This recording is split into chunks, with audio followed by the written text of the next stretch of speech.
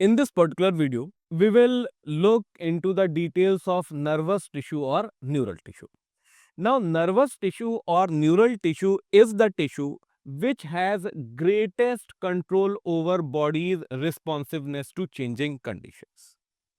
This nervous tissue has least power of regeneration. That is, if nervous tissue is destroyed, it is very difficult that it is regenerated again.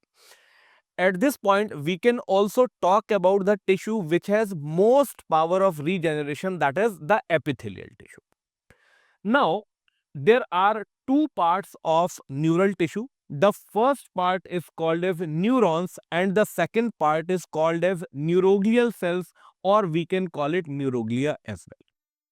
Looking into the differences between neurons and neuroglial cells, the foremost difference is that neurons are the excitable cells. That is, impulse can travel through it, but neuroglia are non-excitable cells.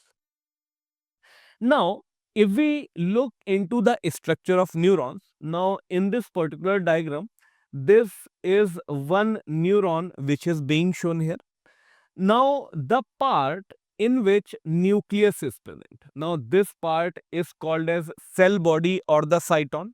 It has the nucleus inside. From this cyton, there will be structures which will come out of it.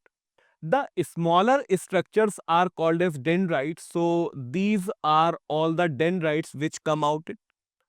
The longest process is called as axon. So, we can say that there will be cyton, and out of cyton there will be one axon and there will be few dendrites.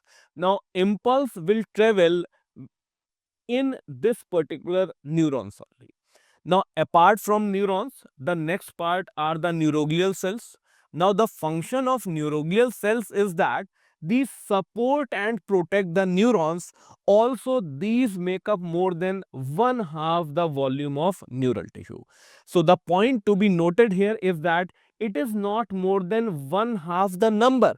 It is more than one half the volume that we are particularly talking about.